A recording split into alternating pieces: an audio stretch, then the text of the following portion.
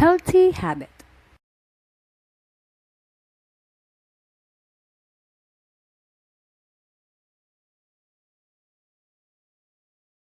Good morning. My name is John and I am your examiner for today. Good morning, my name is May. Your profession is a medicine, am I right? Yes, you are right. Okay. Here is your role play card and you have 3 minutes to prepare.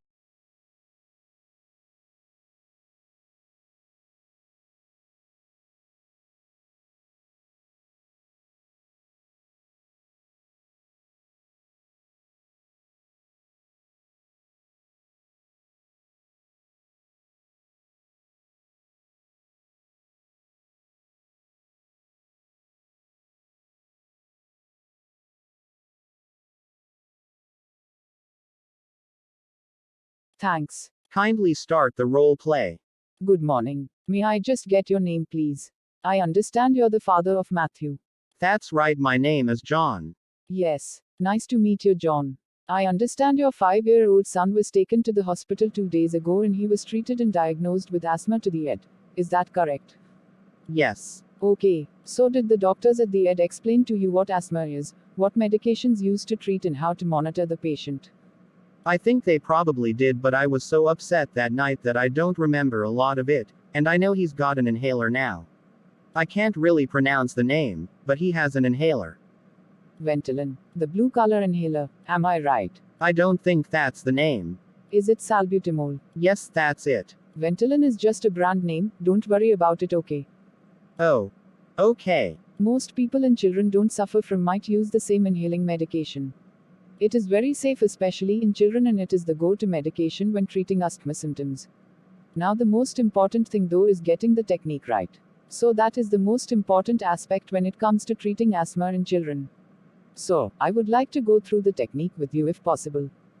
Yes. Maybe it in the end I can bring in a special device called spacer and we can use the inhaler and we can practice together as to how to ensure the delivery of the medication in the lungs, because it tends to end up in the mouth or in the throat and then it wouldn't do anything, but if it gets to the lungs where it needs to act, then it will certainly alleviate asthma symptoms. Yes. Can I ask something? Will Matthew always have this condition because he was fine?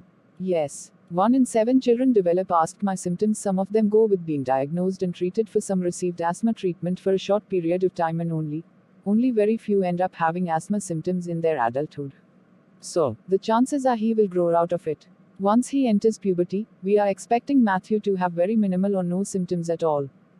Okay. Thank you. Now I just want to make sure that you know what asthma is. It is basically allergy of the lungs, okay?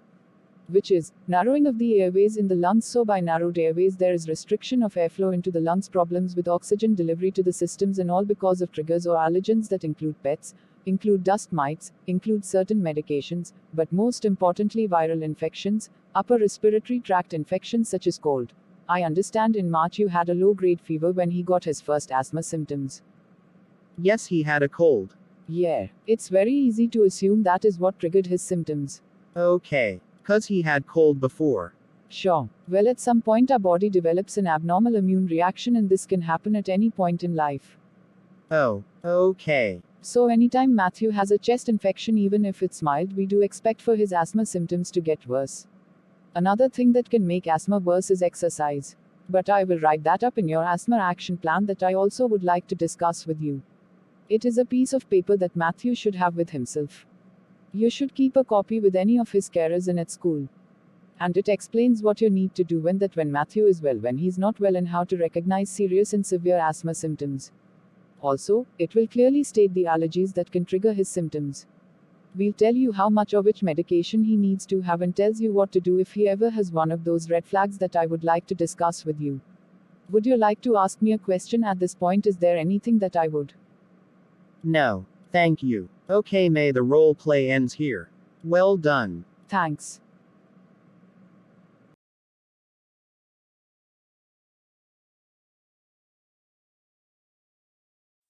Thank you for watching.